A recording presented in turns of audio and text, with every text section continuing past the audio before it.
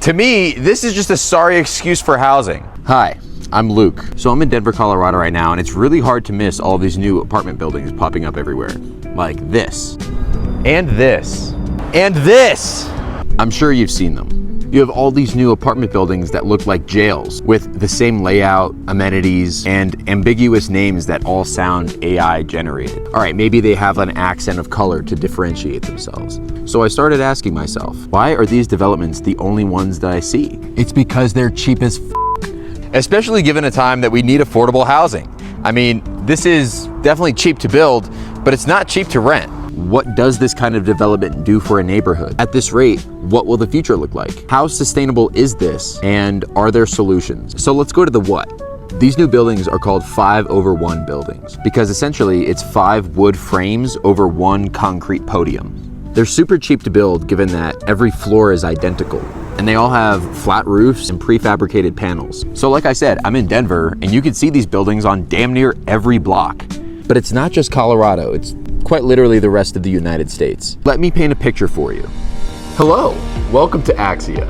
Let me show you our amenities. We have a table shuffleboard for the leasing office. We have this beautiful 1-bedroom with a new kitchen. It rents for $1,800. Valet trash, beautiful hotel-like hallways.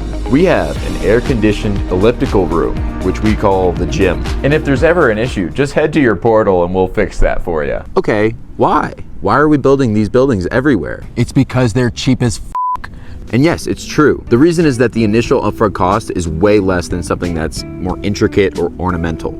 Okay, I get that, but there's other reasons too. First off, it's easy to replicate. When businesses get a model or a product that works, they literally just copy and paste that everywhere.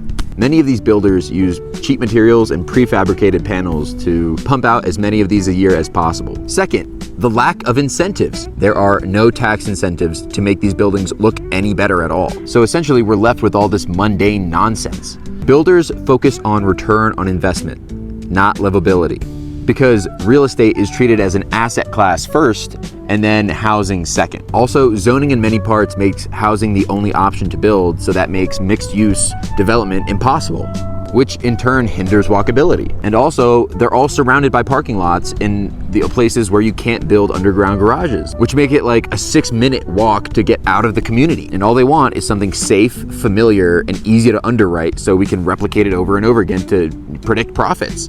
So what does this do to a neighborhood? First of all, it's unsustainable. I don't know about you, but $1,800 for a 1-bedroom ain't sustainable. Also, building like this destroys the environment. I'll get to that later. Second, this kills walkability and livability. Walkability breeds economic output. Like I said, half the time you're living in a glorified parking lot. This creates dead zones of garages and blank walls, which fosters no ground floor movement, unlike mixed-use building. And it also kills parking access. Did you know that 30% of all city traffic is just people looking for a parking space? And they don't integrate to existing neighborhoods at all. Like, look at this building in this beautiful neighborhood, sticking out like a sore thumb and looking like a highlighter. Displacement and gentrification cause locals to leave desirable areas and jacks up all of the rent. Also, it just kills creativity and culture. When you build a reality that looks like this, it just kills your creative juices. I want you to take a look at what America looked like before developers got cheap. Look how beautiful and historic everything was before we literally bulldozed it for big oil, insurance companies, and Honda. This infrastructure leads to placelessness and monotony. Look at this whole parking lot and one tree. And it's obvious when you just start looking around. This is America. This is bullshit. I just want you to imagine if this keeps happening at the rate that it's going for the next 20 years. It's literally gonna look like a Soviet communist bloc. It's insane. Like, we're literally just destroying American history and culture. Think about how this is gonna age. Also, is this even sustainable? So with construction waste, because developers need it to always just be cheap, all this cheap framing just leads to shorter lifespans. Low-cost synthetic materials like fiber cement panels, vinyl windows, they often degrade quicker and you can't recycle them. And also, heating and cooling causes 40% of the expenses. These buildings cost more to maintain with traditional air conditioning than anything. In 2022, residential and commercial sectors contributed 31% of greenhouse emissions. If you just build with passive solar, incorporate cross ventilation, or any kind of renewable materials, yeah, it would be more expensive up front, but it would save you so much money in the back end with expenses.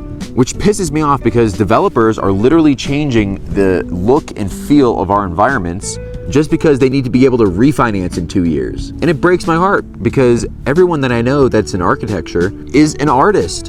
And they study for years trying to create these beautiful buildings and designs. And now their jobs are to just draw up prison architecture and pass code inspection. Build it once and build it right. All right, so what's the solution to this? First of all, passive heating and cooling.